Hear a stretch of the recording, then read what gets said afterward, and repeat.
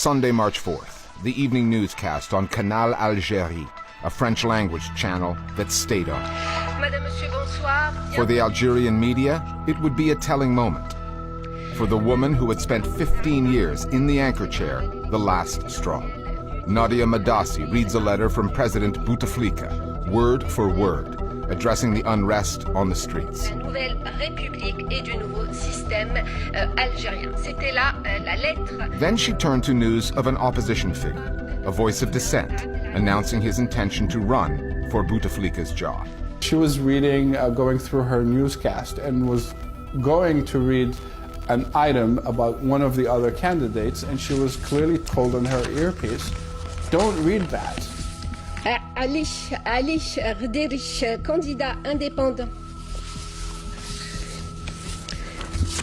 Like practices straight out of the Soviet Union. Looking at her body language, she was really in a very weird position, and she expressed that so much. And just after the TV show, she resigned from that position and said, enough is enough. It was another reminder that you don't live in a free country. You are under the thumb of a regime that controls what your visual cortex sees. And that is an outrageous thing for someone to feel in the 21st century, in the borderless world of the internet, where ideas are moving across. The demonstrations began a month ago in northern Algeria, far from the capital. They were set off by the news that President Bouteflika would seek an unprecedented and unconstitutional fifth term in office. Within a week, the protests had reached Algiers. Organized on and driven by social media, the unrest quickly grew to a level the country has not seen in decades. Initially, the state-owned channels Canal Algérie and ENTV both buried their heads in the sand, ignoring the story. However, 4 days into the protests in the capital, on February 26th, journalists held one of their own over the orders that they were getting from above, preventing them from doing their job. That was a pretty significant moment in that journalists were basically saying this is not acceptable, and were able to act on that. Whereas previously, that step maybe wouldn't have been taken. And the extent to which civil society really was mobilizing in support of the movement kind of caught the regime off guard, and that response by just trying to ignore the news simply wasn't going to fly. Since the beginning of the protest on February 22nd, journalists and media had very formal guidelines not to cover the protest, and they didn't at the beginning. Algerian TV were having several TV shows, cartoons and documentaries, and there was no coverage whatsoever about what was going on in the Algerian street. When I marched with the student in the University of Ben Aknoun in Algiers on February 26, one of the slogans were Ya Sahafa Win Kunti al-Barah, which means you media, where did you go? It was very significant that on the evening that Bouteflika returned to Algiers, the main national TV channel opted for this very unusual format of an open debate between a couple of fairly major, well-known Algerian figures on the current political crisis within the country. السلطة القائمة فاقدة المصداقية. دور مشكل كبير دوكا. And they evoked openly, the question of crisis, the question of a transition. It was taken by a lot of Algerians as a sign that things were moving from only a few days before, when they'd been trying not to talk about the protests at all.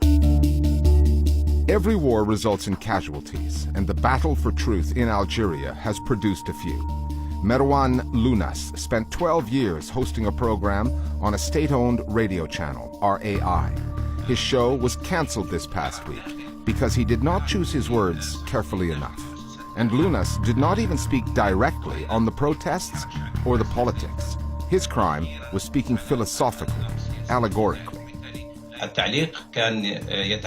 The subject of this episode was the theory of social contract. The philosopher Jean-Jacques Rousseau says that people are the source of power, and that a nation cannot be built without its people. I concentrated on this philosophical point. The director of the channel thought I was talking about the current movement, even though I didn't directly refer to it or take any particular political stance. Certain people in public media do not understand the transformation happening in Algerian society today and still behave with a controlling mentality, a mentality that is outdated. The people-led demonstrations have proven that this mentality belongs in the past. Our interview with Lounas was conducted over Skype because Al Jazeera has effectively been banned from Algeria since 2004. The Bouteflika government is very selective about which international news outlets it will allow in, limiting some to visits by foreign leaders or other stories the authorities want covered. And the on-the-ground absence of global news organizations may have contributed to some of the misconceptions swirling around this story, starting with the lazy labeling of the protests as Algeria's version of the Arab Spring, given that they're describing a population that rose up against one-party rule in 1988, more than 2 decades before their neighbors did.